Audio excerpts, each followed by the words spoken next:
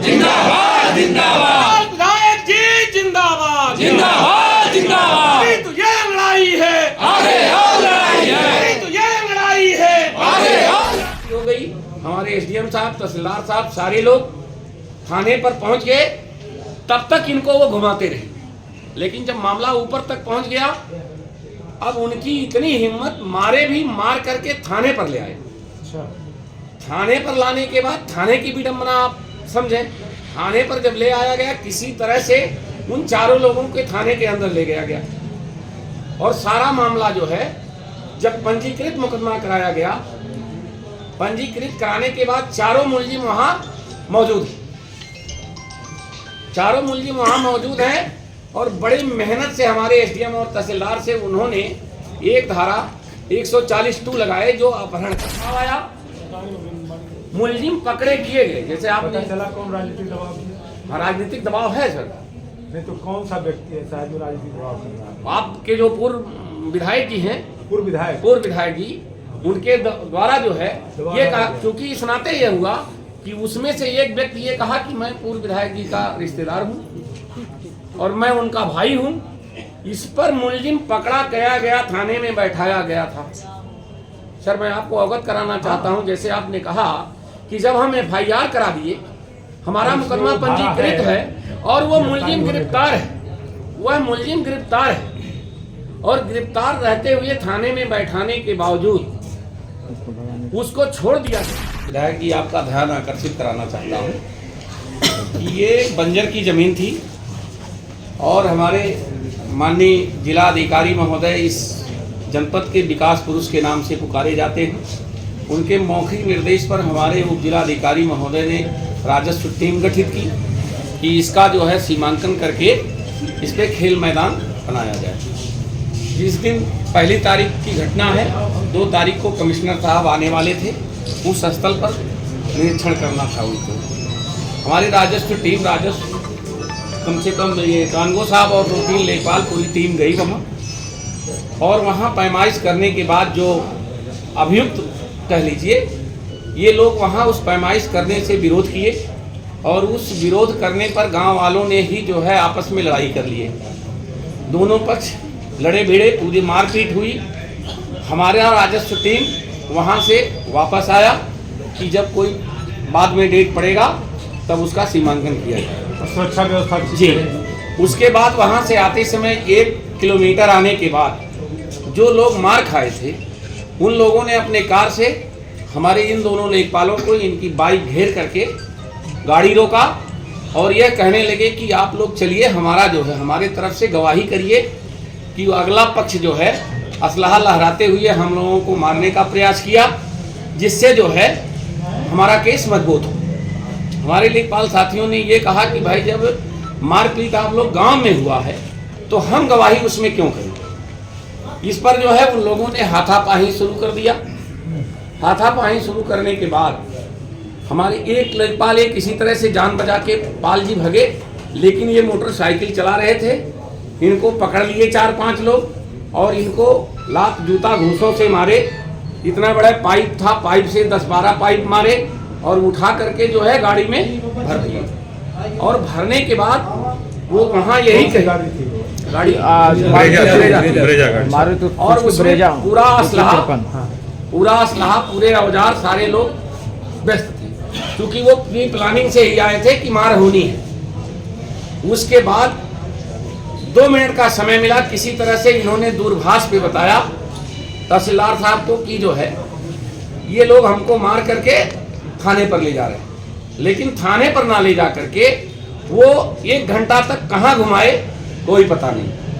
अच्छा, अपहरण करने का पूरा प्रयास किए, लेकिन चूंकि शासन को जानकारी हो गई, हमारे एसडीएम साहब, तहसीलदार साहब, सारे लोग थाने पर पहुंच गए।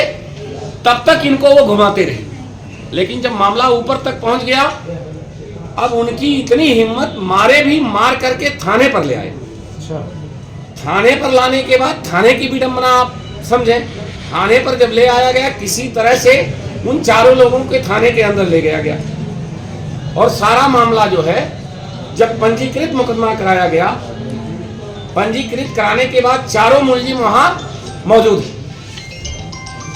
चारों मुलजिम वहाँ मौजूद हैं और बड़ी मेहनत से हमारे एसडीएम और तहसीलदार से उन्होंने एक धारा 140(2) लगाए जो अपहरण का, उसमें 10 साल से ऊपर सजा है और फांसी की भी सजा है। तो गिरफ्तार नहीं किए। अब वही सुने, उसके बाद जो है उसमें राजनीतिक दबाव आया, मुलजिम पकड़े किए गए। जैसे पता आपने चला कौन राजनीतिक दबाव किया? राजनीतिक दबाव है सर। नहीं तो कौन सा व्यक्ति ऐसा है जो राजनीतिक दबाव कर रहा है? आपके जो पूर्व विधायक जी हैं, पूर्व विधायक जी, उनके द्वारा जो है ये कहा, क्योंकि सुनाते ये हुआ कि उसमें से एक व्यक्ति ये कहा कि मैं पूर्व विधायक जी का रिश्तेदार हूं और मैं उनका भाई हूं। इस पर मुलजिम पकड़ा गया, थाने में बैठाया गया था। सर मैं आपको अवगत कराना चाहता हूं, जैसे आपने कहा कि जब हम FIR करा दिए, हमारा मुकदमा पंजीकृत है और वो मुलजिम गिरफ्तार है, वह मुलजिम गिरफ्तार है और गिरफ्तार रहते हुए थाने में बैठाने के बावजूद उसको छोड़ दिया गया ये कह करके कि ये हार्ट का मरीज है।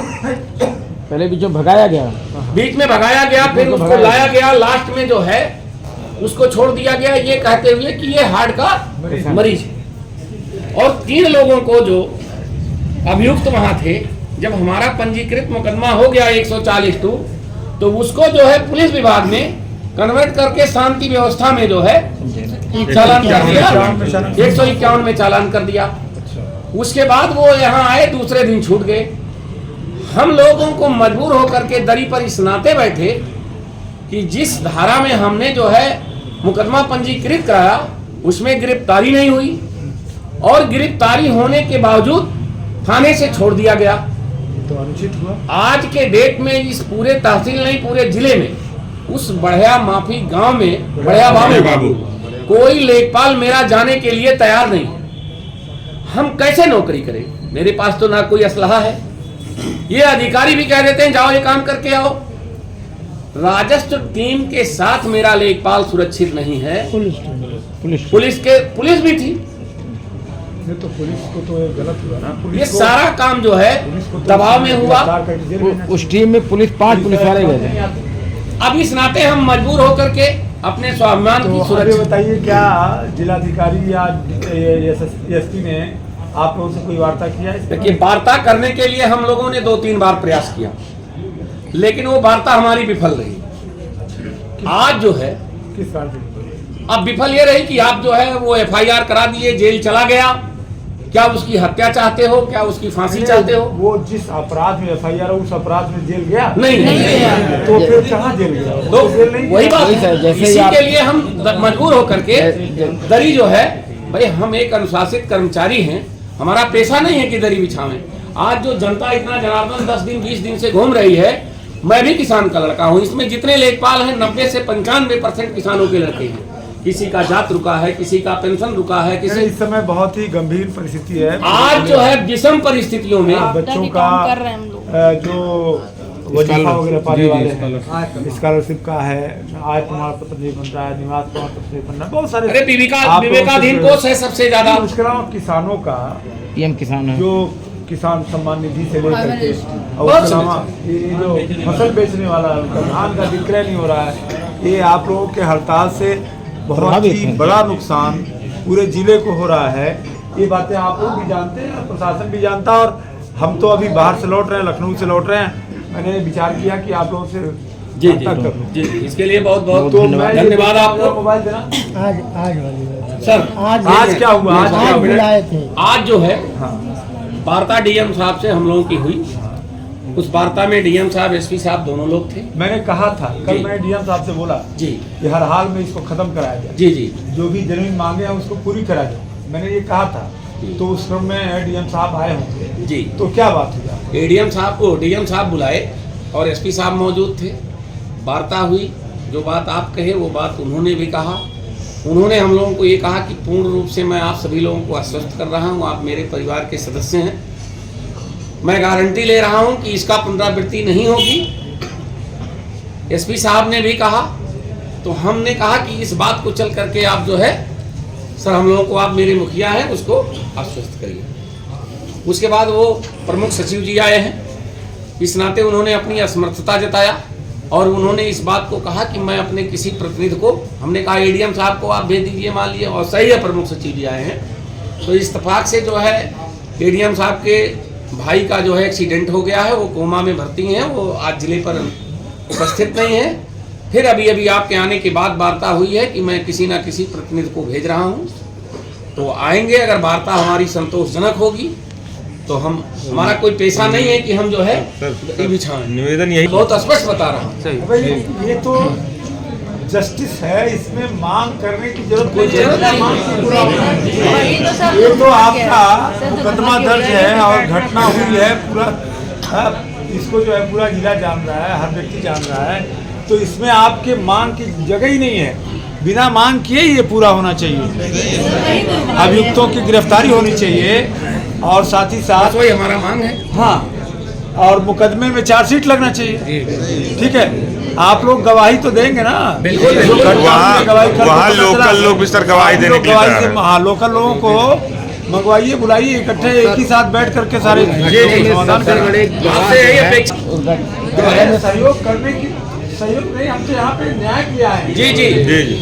ऐसा है कि आप सभी इंकलाब जिंदाबाद, जिंदाबाद, जिंदाबाद, इंकलाब जिंदाबाद, जिंदाबाद, जिंदाबाद, विधायक जी जिंदाबाद, जिंदाबाद, जिंदाबाद, विधायक जी जिंदाबाद, जिंदाबाद, जिंदाबाद। तो ये लड़ाई है, आगे और लड़ाई है, तो ये लड़ाई है, आगे और लड़ाई है। हमारी मांगे पूरी हो, चाहे जो मजबूरी हो, हमारी मांगे पूरी हो, चाहे जो मजबूरी हो। इंकलाब जिंदाबाद, जिंदाबाद, जिंदाबाद, इंकलाब जिंदाबाद, जिंदाबाद, जिंदाबाद। आवाज दो।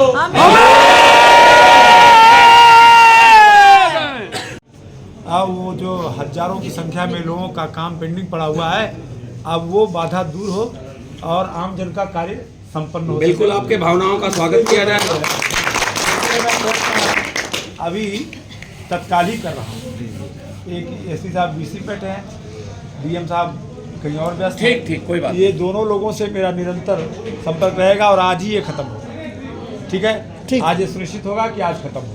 पक्का? बहुत बहुत शुभकामनाएं। कारणों से वो सब आपके साथ है, एक चीज का ध्यान दिया जाए, क्योंकि ये जस्टिस आश्वासन जो है आश्वासन ही ना रह जाए। हम लोग बहुत दुखी हैं। आप ये बताओ, डीएम साहब के सुनिए, मैं बिना आए भी आपकी बात कर सकता तो मैं कर रहा हूँ, लेकिन मैंने आकर के आपकी नहीं इसके लिए आप भावनाओं से बहुत धन्यवाद। आपके प्रति संवेदना है तभी तो।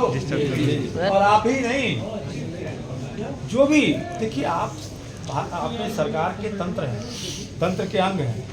आप ही अगर सुरक्षित नहीं रहोगे, आप ही अगर जो है ये भरोसा नहीं रखोगे कि आप सुरक्षित हो, तो कोई काम कैसे हो पाएगा? सर यही बात आपके इसलिए हमारी ये जिम्मेदारी बनती है कि आप ये महसूस करें कि आप सुरक्षित हैं। इसके लिए हमें जो भी आवश्यक कदम उठाने हैं वो हम उठाएंगे। ठीक है ना? चलिए, बहुत